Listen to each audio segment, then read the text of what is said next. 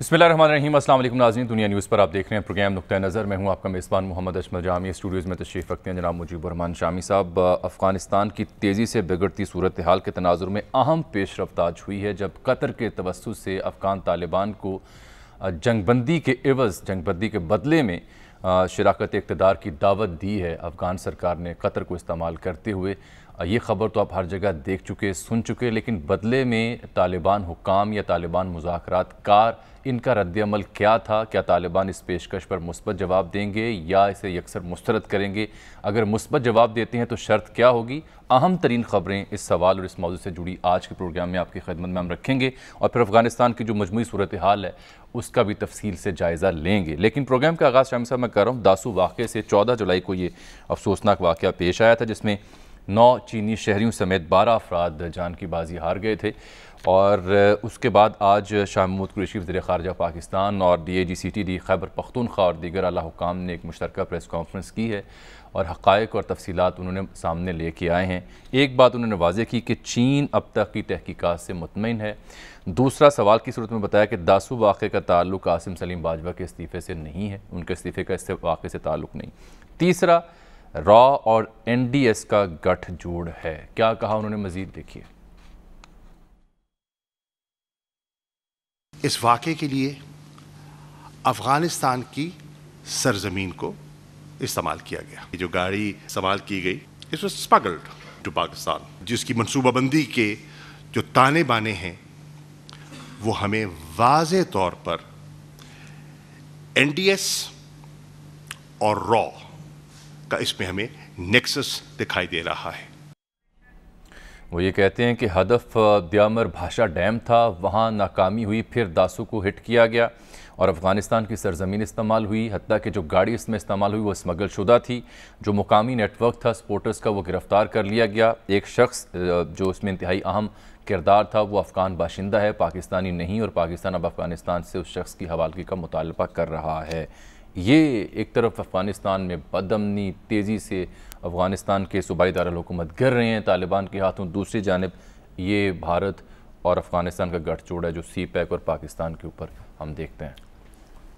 इस वक्त देखें ना, अफ़गानिस्तान में अमली तौर पर तो कोई हुकूमत नहीं है ना, और उसकी सरजमीन से बहुत कुछ ऐसा हो सकता है और हो रहा है जिसमें हम उनको मुर्द इल्ज़ाम हुकूमत को नहीं ठहरा सकेंगे उस तरीके से। यानी उससे बाला भी काम हो सकता है, उसकी मर्ज़ी से भी हो सकता है। किसे मुर्द इल्ज़ाम ठहराएंगे? वहाँ जो लोग पनाह ले चुके हैं, वो जो लोग वहाँ मौजूद हैं, यानी हमारी सरजमीन पर भी ऐसे लोग मौजूद हो सकते हैं जो कार्रवाइयाँ कर रहे हो किसी दूसरे मुल्क में। तो ये ज़रूरी नहीं है कि वो हुकूमत के एमा पर कर रहे हों, लेकिन जो इंटेलिजेंस एजेंसीज़ हैं जैसे रॉ है, ख़ुद अफ़गान इंटेलिजेंस एजेंसी है, ज़ाहिर उनकी तरफ तो उंगलियां उठेंगी। तो एक बात तो बड़ी, यानी जो हमारे अदारे हैं तहकीकाती, और ये जो आज खैबर पख्तूनख्वा के जो इंसदाद दहशत गर्दी DIGCTD का जो सरबराह है जावेद इकबाल, वो भी प्रेस कॉन्फ्रेंस में मौजूद थे। तो इत्मीनान बख्श बात थोड़ी सी ये है कि हमारे अदारे जो हैं काफ़ी चौकस हैं। 1400 किलोमीटर और 36 CCTV कैमरास फ़ौरन उनकी सर्विलेंस ली गई और फिर ये जो दहशत गर्दी के ख़िलाफ़ जंग हमने लड़ी है उसमें हमारे अदारों की इस्तेदाद बेहतर हुई है, उनकी परफॉर्मेंस बेहतर हुई है। और ये जिस तरीके से उन्होंने इसका खुरा लगाया है, पहले तो मायूस हो गए थे कि ये बिल्कुल ब्लाइंड केस है, लेकिन फिर एक उंगली मिली है और एक अंगूठा मिला है वो खुदकुश हमला आवर का, और उससे फिर बात आगे चली और गाड़ी जो है, और फिर वहाँ तक वो पहुँच गए हैं कि किन किन लोगों ने इनको फैसिलिटेट किया है और किसने ये कार्रवाई प्लान की है और किसने इसको एग्जीक्यूट किया। तो ये एक बड़ी कामयाबी है जिसका अप्रिशिएट किया जाना चाहिए बिल्कुल अपने अदारों को। आ जाते हैं सर अब अफ़गानिस्तान की सूरत हाल के ऊपर। जो मैंने प्रोग्राम के इब्तिदाई में अहम नुक्ता आपके सामने रखा था उससे जुड़ी खबर भी आप तक पहुँचाते हैं, लेकिन ताज़ा तरीन खबर ये है शामी साहब कि हमदुल्ला मुहिब जो नेशनल सिक्योरिटी एडवाइज़र हैं अफ़गान सरकार के, उनके बारे में बड़े अहम ज़राए ने कुछ देर पहले तस्दीक की है कि उनको गालिबन ओहदे से हटा दिया गया है। इससे पहले अगर आपको याद हो तो कल आर्मी चीफ जो लगाए गए थे जुलाई में, उनको भी हटा दिया गया था। नए आर्मी चीफ का तयन हमने कल देखा। उसके बाद जो कायम मुकाम वज़ीर ख़ज़ाना हैं अफ़गानिस्तान के, वो ना सिर्फ मुस्ताफ़ी हुए हैं बल्कि मुल्क छोड़कर अफ़गानिस्तान से किसी और जगह मुंतकिल हो चुके हैं। जो नए आर्मी चीफ हैं, हाँ, यानी पुराने दो तो जुलाई में आए थे, हाँ, महीना भी नहीं गुजरा। और ये जो हैं, ये जो स्पेशल फोर्सेस के भी कमांडर हैं, जनरल हैबतुल्लाह अलीज़ई। हाँ जी। और ये बड़ी दिलचस्प बात ये है कि जो तालिबान के अमीर हैं उनका नाम भी हैबतुल्लाह, बिल्कुल, मौलवी हैबतुल्लाह अखुनज़ादा। हाँ, तो ये दोनों की अब हैबत जो है, हैबत से टकराएगी। किसकी हैबत जो है वो प्रिवेल करती है। अच्छा, ये मगर आप ये गौर करें कि अफ़गानिस्तान में जो फ़ौजी क़यादत है वो बहुत इमेच्योर है एक लिहाज से और नातजर्बाकार है। ये जो नए आर्मी चीफ हैं, इनकी उम्र भी 35 साल है। तो आप देखें कि फ़ौज तो आपने खड़ी कर ली, लेकिन जो उसके अंदर जो उसके अफसर हैं, उसके जर्नैल हैं, वो उस तरह की तरबियत और उस तरह के तजर्बे के हामिल नहीं हैं जो एक फ़ौज को लीड करने के लिए होना चाहिए। लेकिन जो बाइडन ये कहते हैं कि अफवाज निकालने का उनका फ़ैसला दुरुस्त था, उन्हें किसी किस्म की कोई पशेमानी नहीं है, और उन्होंने कहा 20 बरसों में हमने $1 ट्रिलियन अमेरिकी डॉलर लगाए हैं। अफ़गान क़यादत को इकट्ठा होना होगा, अफ़गान फ़ौज को अपनी कौम के लिए लड़ना होगा। वो ये कह रहे हैं कि 3 लाख तादाद है पैरामिलिट्री की, मिलिट्री 2 लाख तो फ़ौजी है ना, बाकी पैरामिलिट्री फोर्सेस हैं, पुलिस है। वो कहते हैं 70,000 तो तालिबान, उनसे क्यों नहीं मुकाबला? देखें, अब ये बड़ा सवाल है। जो लोग कहते हैं ना कि अमेरिका भाग गया, शिकस्त खा गया, अब आप गौर करें कि कोई एक गैर किसी मुल्क में अपनी फौजें कोई हमेशा के लिए रख सकता है? अमेरिका ने 20 साल में फौज खड़ी की है। जैसे हामिद करज़ई जो है, उनके हुक्म से ये फौज खड़ी की गई थी और उसको मुसल्लह किया है, उसकी तरबियत की है। और अगर वो फौज जिसके पास वसाइल भी हैं और उसकी अमेरिका उसकी पैसे फराम कर रहा है, $80 बिलियन तो फौज पे खर्च हुआ है और $1 ट्रिलियन बहसियत मजमूई खर्च हुआ है, $1000 अरब।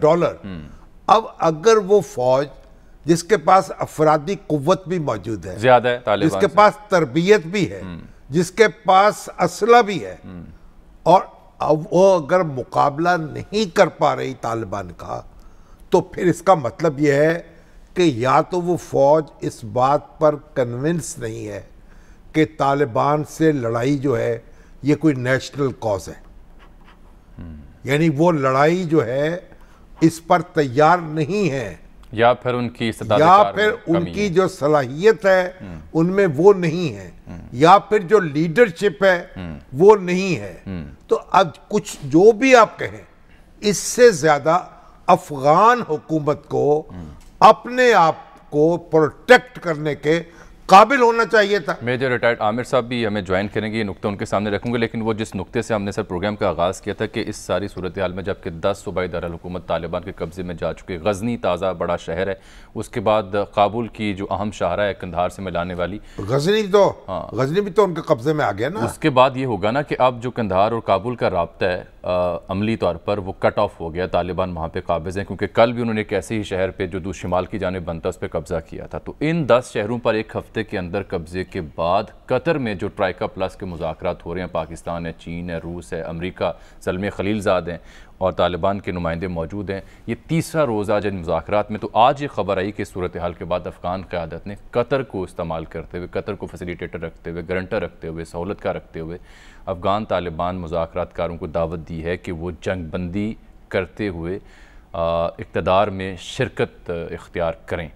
तो तारिक हबीब साहब ने जो अफ़गानिस्तान में तालिबान से उनके ज़राए हैं उनसे बात की, मेरी बात कतर में जो मुज़ाकरातकार हैं और कतर में दीगर जो ज़राए हैं उनसे बात हुई। तो हम दोनों इस नतीजे पे पहुँचे कि बिल्कुल तस्दीक कर रहे हैं फ़रीक़ैन के तालिबान को एक तो पेशकश की गई है जंग बंदी के एवज़।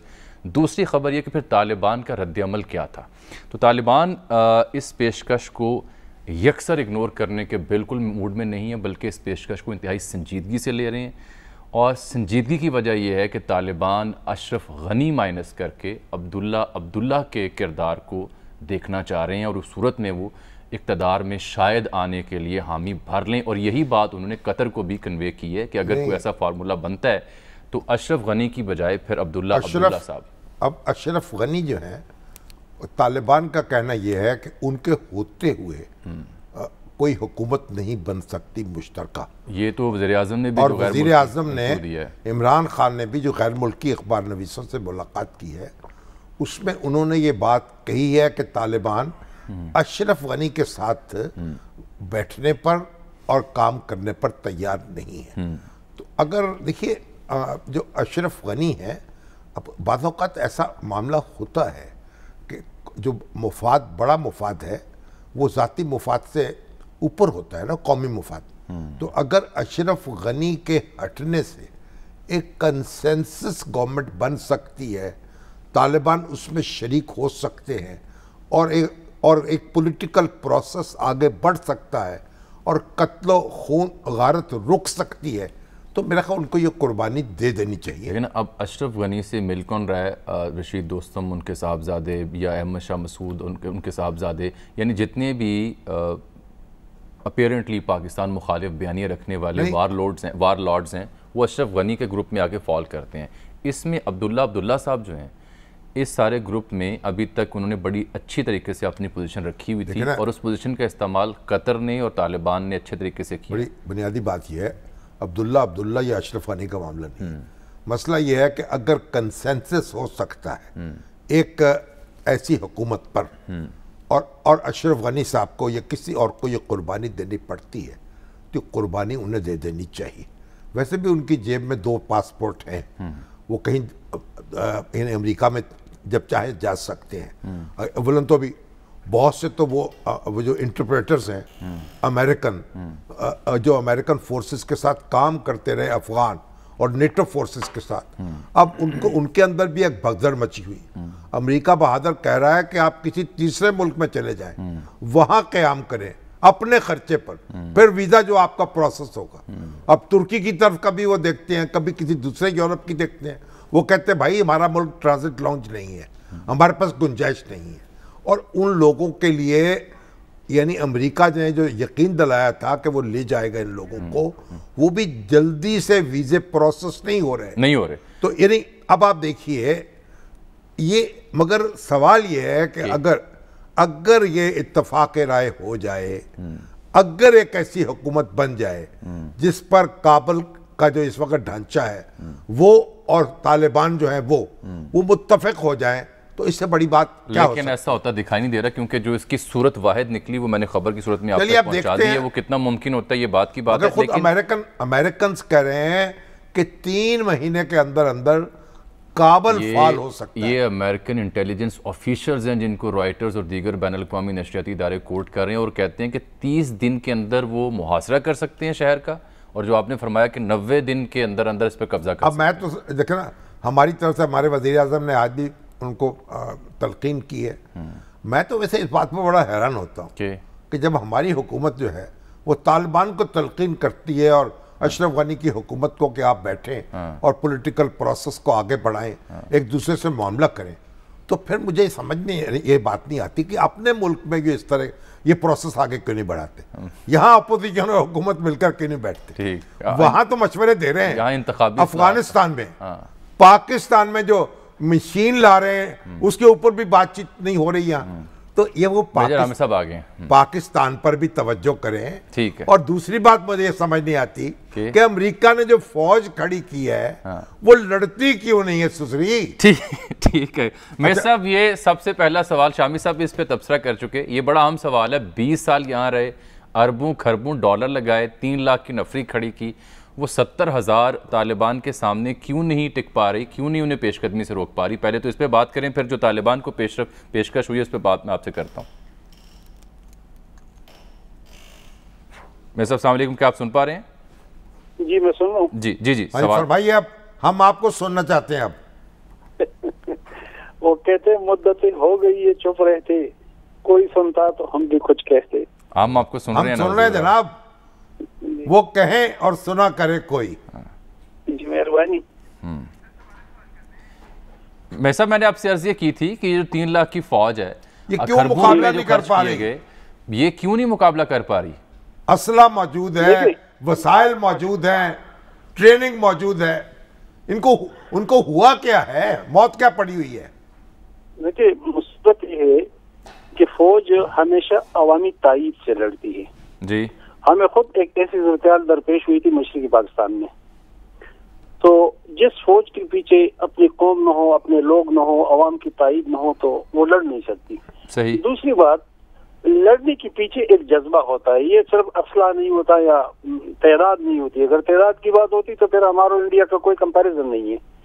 بنیادی بات یہ ہے کہ جو دو متحارب فریق ہے، ایک طرف طالبان ہے اور ایک طرف افغانستان کی سرکاری فوج اشرف غنی، کابل حکومت ہے. تو کوئی میچ نہیں. اشرف غنی ساری عمر امریکہ میں رہا تھا، پروفیسر تھا، وہاں سے آ گیا، انسٹال ہو گیا. یہ مثالوں سے دنیا بھری پڑی ہے، اس طرح کی مثالوں سے. کوئی روٹس نہیں ہے، کوئی قبیلہ نہیں. طالبان ہر گاؤں کے ہر محلے میں موجود ہیں، ہر محلے میں. وہ ان کے پیچھے ایک صف کھڑی ہوتی ہے، دو صفیں کھڑی ہوتی ہے، وہ اس مٹی کے ہیں وہاں سے. دوسرا، افغانستان کی تاریخ ہے کہ انویڈر کے خلاف وہ لڑتے ہیں. اگر کوئی لڑتا بھی نہیں ہے تو دل میں نفرت کرتا ہے. میں آپ کو فرینکلی بتاؤں کہ حامد کرزئی کے دل میں بھی امریکیوں کے خلاف نفرت ہے اور گائے بگائے اس کا اظہار بھی کرتا رہتا ہے. اب اشرف غنی بھی بول پڑا ہے کہ جی ہمیں چھوڑی. تو جس فوج کے پیچھے قوم نہ ہو، جس فوج کے پیچھے کوئی جذبہ محرکہ نہ ہو، جس فوج کے پیچھے کوئی مقصد نہ ہو، تو اس نے کیا لڑنا ہے؟ وہ سر اس لیے تو نہیں. اور پھر بدقسمتی ہے کہ ان کو ٹرین بھی انڈیا جیسے لوگوں نے کیا. تو مگر یہ اشرف غنی جو ہے، اگر طالبان یہ کہتے ہیں کہ اشرف غنی منظر سے ہٹ جائیں تو تب ایک کنسنسس گورنمنٹ بن سکتی ہے، تو پھر یہ قربانی دے دیں. وہ شامی صاحب ایک گزارش کرتا ہوں، بدقسمتی سے میں ہمیشہ کہتا ہوں کہ پرسپشن مینجمنٹ کا دور ہے. یہ جو بات ہم کر رہے ہیں یہ انسانی تاریخ کی یکسر برعکس بات ہم کر رہے ہیں. دیکھیں 54 میں CIA نے ڈاکٹر مصدق کو ٹاپل کیا، شاہران کو بٹھا دیا. 65 میں سویکارنو کو ٹاپل کیا، جنرل سوارتو کو بٹھا دیا. 73 میں چلی میں بینوشو آلندے کو قتل کیا، بینوشو کو بٹھا دیا. فلپائن میں مارکوس کو بٹھا دیا. ویتنام میں وان من کو بٹھا دیا. لاؤس میں سیاوان وانگ کو بٹھا دیا. اور مثالیں بہت ساری دے سکتا ہوں. جب امریکی رخصت ہوئی ان میں سے کون رہ گیا وہاں پہ؟ یہ یا مارے گئے یا چلے گئے وہاں سے. یہ ایک یونیک صورتحال ہے کہ افغانستان میں ایک قوم 20 سال لڑی ہے اور ایسے امپریشن دیا جا رہا ہے کہ جیسے ان پہ احسان کیا جا رہا ہے کہ جی آپ یہ کریں، آپ یہ کریں، ان کو ڈکٹیٹ کریں. پہلے تو آپ یہ فیصلہ کر لیں کہ طالبان اور ان سے لڑنے والوں کے درمیان فاتح کون ہے، ایج کس کو حاصل ہے. تو جس کو ایج حاصل ہے ڈکٹیٹ تو وہ کرے گا. امریکہ کوئی ان پہ احسان کر کے تو نہیں گیا. یہ حقیقت ہے کہ امریکیوں سے نہیں لڑ سکے، 48 وقت نہیں لڑ سکے، وہ پچھتا گئے اور چلے گئے.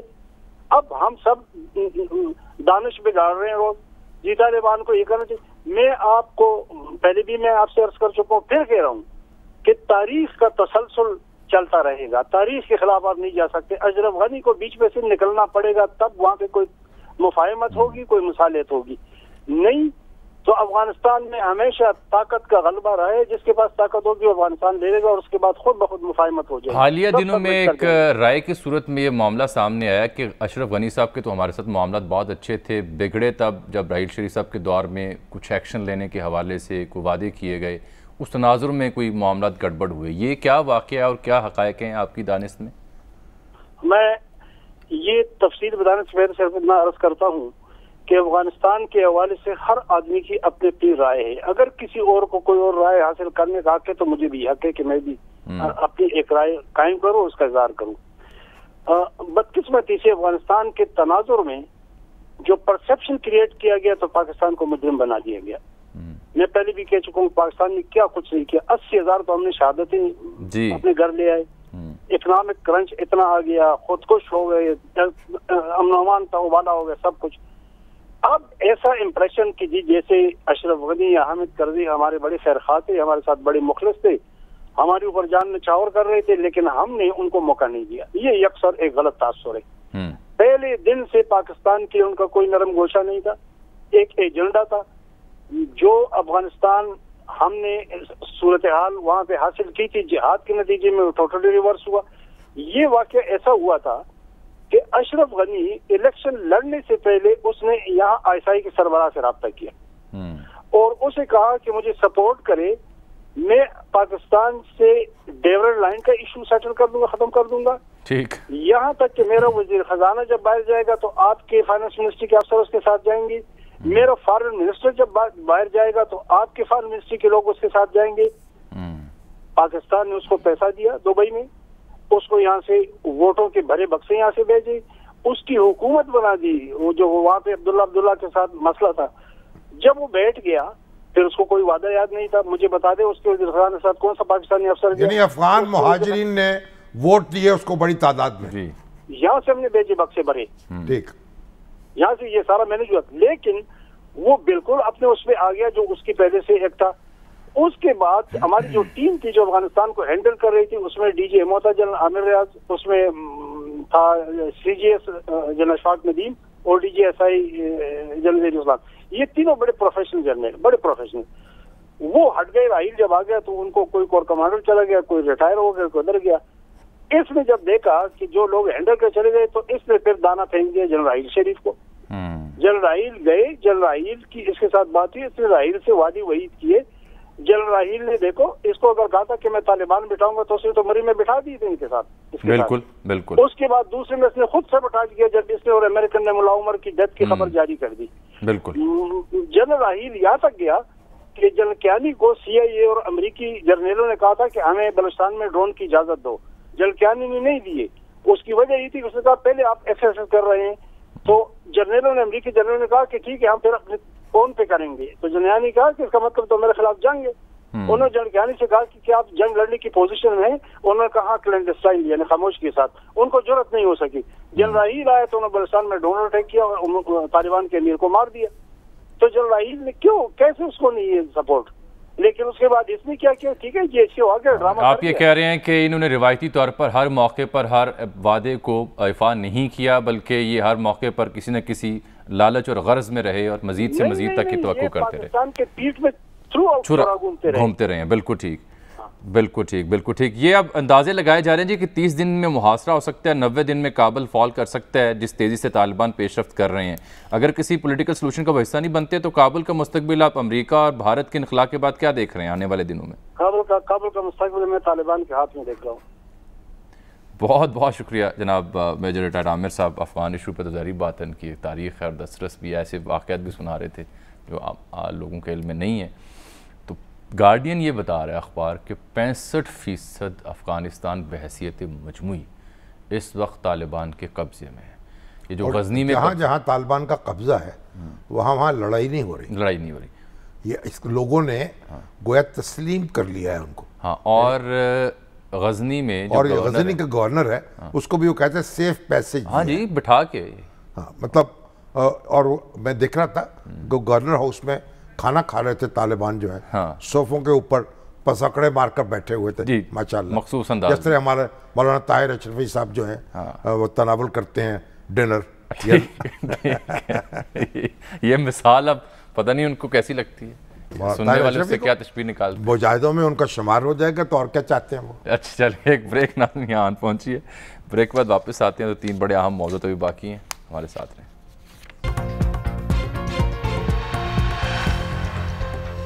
ویلکم بیک ناظرین، 2 اہم موضوعات ہیں۔ چینی کی قیمت کا تعین کون کرے گا، معاملہ الجھ رہا ہے، لیکن سپریم کورٹ نے اب ہدایات کی ہیں، اس پہ بات بعد میں کرتے ہیں، لیکن پہلے ہم مختلف حکومتی محکموں پر ان کی کارکردگی کو لے کر کے تنقید تو کرتے ہیں، لیکن کچھ محکمے ایسے ہیں جو واقعتاً کچھ کر رہے ہیں۔ کس حد تک یہ حقیقت افسانہ ہے، اس کی ایک مثال ہے محکمہ مال پنجاب، جہاں پر جدید اصلاحات متعارف کرائی گئی ہیں۔ محکمہ مال سے تو ذرا پھسپھسا ہو گیا کام، بورڈ آف ریونیو، یوں کہوں؟ ہاں جی، اچھا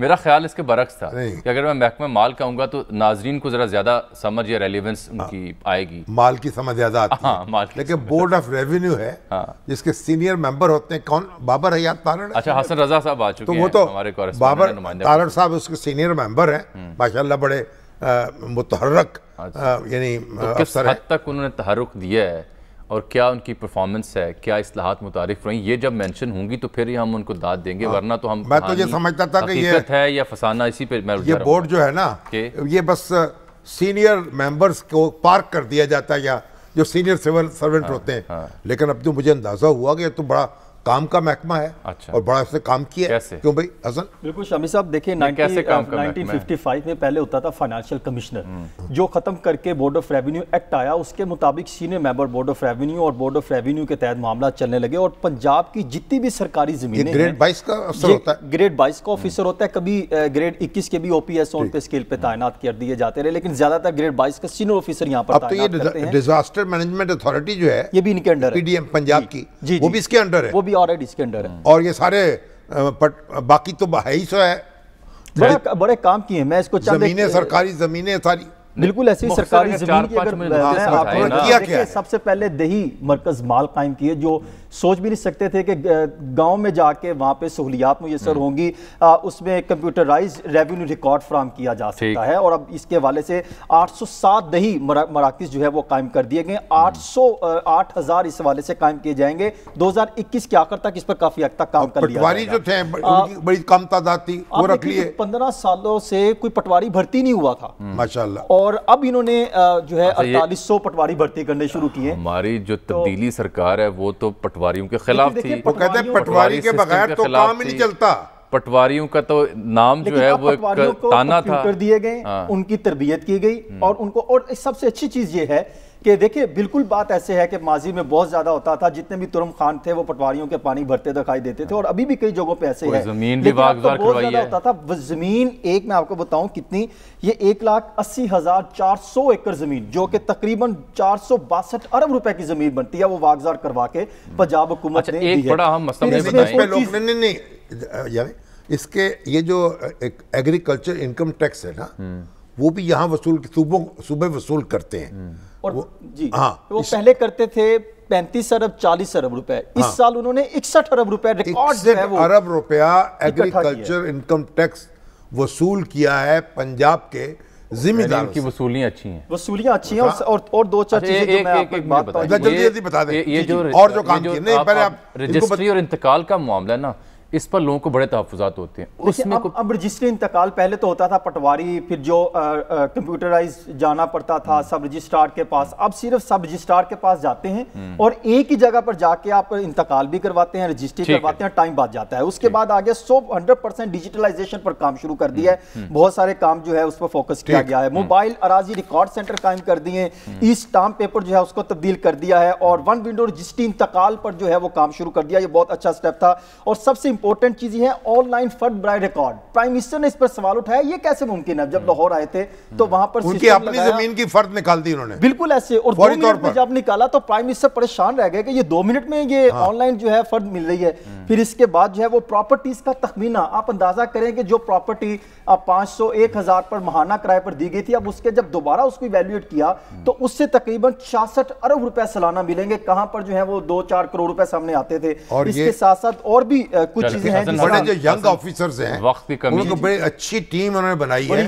तो मैं जब बाबर हयात पारट साहब से जब आपकी मुलाकात हो तो हमारी तरफ से उनको थपकी दे दे। बहुत शुक्रिया चीफ मिनिस्टर पंजाब और पूरी टीम, ये सारी चल रही है। और चीफ मिनिस्टर पंजाब भी दायर है, उनकी भी कोई अच्छी बात तो देखे ना, ये बात तो क्रेडिट तो उनको भी जाएगा। मैं वही अर्ज कर रहा था कि जब एक महकमे में अगर इतना अच्छा काम हुआ है जो हसन और आप भी बता रहे हैं, तो वो फिर बाकी महकमों के लिए मिसाल है। और वहाँ भी चीफ मिनिस्टर को चाहिए कि ऐसे ही लोगों को अपॉइंट करें जो काम कर सकें, और उम्मीद है कि अवाम इससे बराह रास्त मुस्तफ़ीद होंगे और ये बाकी अवामी जो मसाइल है रेवेन्यू से जुड़े उनको हल करेंगे। हसन बहुत शुक्रिया। शामी साहब, चीनी की कीमत का तयन एक बहुत बड़ा मसला रहा है, इतना गंभीर मसला रहा है कि कभी लाहौर हाई कोर्ट, कभी वफाकी हुकूमत इसके खिलाफ चलेगी सुप्रीम कोर्ट। अब बहुत अहम नुक्ते उठाए हैं आज जब सुप्रीम कोर्ट हुकूमत गई है चैलेंज करने के लिए लाहौर हाई कोर्ट के हुक्म को। तो नहीं, अब आप सुनिए लतीफ़ा, सुनिए आप कि ये जो चीनी की कीमत है, 2 अप्रैल को हुकूमत ने चीनी की कीमत मुकर्रर की। ठीक है, एक्स मिल प्राइस 80 रुपए और परचून 85 रुपए, ऐसा ही। तो जो शुगर मिल एसोसिएशन है वो अदालत में चली गई, फिर उसके बाद हुकूमत ने नई कीमत क्या बताई? 16 जुलाई को नई कीमत मुकर्रर की, और वो 83 रुपए 24 पैसे एक्स मिल और 88 रुपए 24 पैसे परचून। अच्छा, उसके बाद फिर वो चले गए कोर्ट में कि ये ठीक तयन नहीं हुआ, अब फिर वहां स्टे मिल गया। फिर 30 जुलाई को हुकूमत ने फिर कीमत मुकर्रर कर दी, 84 रुपए 50 पैसे। अब मुझे बताएं, जो गवर्नमेंट ने 3 दफा कीमत का तयन किया, और 89 रुपीज 99 रुपए 50 पैसे परचून पर, वो फिर अदालत में चले गए। پھر عدالت نے پھر کہا حکومت کو کہ بھائی صحیح طریقے سے قیمت نکال کے اسے مقرر کرو. اب اس کے بعد وہ سپریم کورٹ چلے گئے. اس کے لاہور اب سپریم کورٹ نے ایک تو کیس واپس بھیج دیا اور کہا 15 دن میں نہیں 15 دن میں فیصلہ کرو. لیکن ہوتا کیا ہے یہ جو اس طرح کی ہدایت ہوتی ہے وہ ہدایت اس کا وہ 15 دن میں کام ہوتا ہی نہیں. یہ تو یا تو اب سپریم کورٹ اس معاملے میں واضح ہدایت دے کہ 15 دن کا مطلب 15 دن، 7 دن کا مطلب 7 دن. لیکن مگر ایک بات اور کہی نا، عمرتیاب بندیال کا جو ریمارکس ہے نا آج کے وہ بڑے اہم ہیں. وہ بڑی انہوں نے کہا یہ ہمارا کام نہیں ہے. نہیں ان کا ایک جملہ تھا کہ کیا حکومت کے پاس، ان کے ریمارکس تھے جو رپورٹ ہوئے، کیا حکومت کے پاس چینی کی قیمت مقرر کرنے کا مکمل اختیار ہے؟ اور پھر جسٹس سجاد علی شاہ صاحب نے پوچھا تھا حکومتی وکیل سے کہ حکم امتناع ختم ہونے سے جو ملز کا نقصان ہوگا تو کیا ریاست ازالہ کرے گی؟ اب بات سنیں نا، جو مل مالکان کہہ رہے تھے جو حکومت قیمت مقرر کری اس میں 13 روپے کا فرق ہے. مل مالکان 13 روپے زیادہ قیمت مقرر کرنا چاہتے ہیں. عدالت نے یہ بڑا دلچسپ حکم دیا کہ یہ 13 روپے جو ہیں وہ عدالت میں جمع کرا دیے جائیں. اب میں حیران ہو رہا تھا، ایک ماہ میں 5.25 لاکھ ٹن چینی جو ہے اس کی ٹرانزیکشن ہوتی ہے. 5.25 لاکھ ٹن اور 13 روپے کے حساب سے بنتے ہیں 6 ارب 82 کروڑ 50 لاکھ روپے. 6 ارب فی ماہ؟ ہاں جی. اچھا. اور اگر اس کو 15 دن میں لے جائیں تو 3 ارب 41 کروڑ 26 لاکھ روپے. اب یہ ملوں والے جمع کرائیں گے یا بیچنے والے پرچون والے جمع کرائیں گے اور یہ پیسے اتنے جمع ہوں گے، اس پر سود کون ادا کرے گا؟ ملوں کی کمر ٹوٹے گی، دکانداروں کی ٹوٹے گی.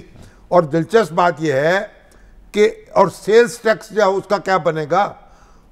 12 اگست کو جو سٹاک تھا نا وہ کہتے 13,89,000 ٹن سٹاک تھا، وہ ختم ہو گیا سر. 17 ارب 81 کروڑ روپے اس کے بنتے ہیں. اب آپ اندازہ لگا لیں. تو یار عدالت عظمیٰ سے درخواست ہے کہ بھئی یہ جو مالی معاملات میں نا اس میں بڑی اچھی طرح معاونت کر کے کیلکولیٹ کر کے احکامات جاری کیا جائے. اور یہ 15 دن میں اب نمٹائیں سر. اب نپٹا دیں آپ. اچھا سر وقت ختم ہو رہا، ہمارا پروگرام 14 اگست کو نہیں ہوگا. آزادی مبارک. ہم جاتے ہوئے آزادی مبارک. 74 سال ہو گئے جی آزاد ہوئے. ایسا ہی ہے سر. ٹھیک ہے، یہ پھر کسی روز آپ سے نہیں آزاد ہوئے. آزاد تو آزادی، آزادی تو آزادی ہے. ہم اس کا استعمال کیسے کر رہے ہیں یہ اور بات ہے. چلیں آپ سب کو بھی جی بہت مبارک ہو ایڈوانس میں. ابھی یہاں پر ایک بریک.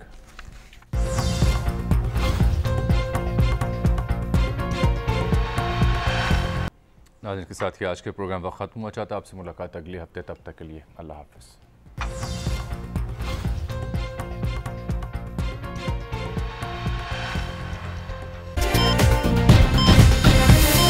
دنیا خبر کی دنیا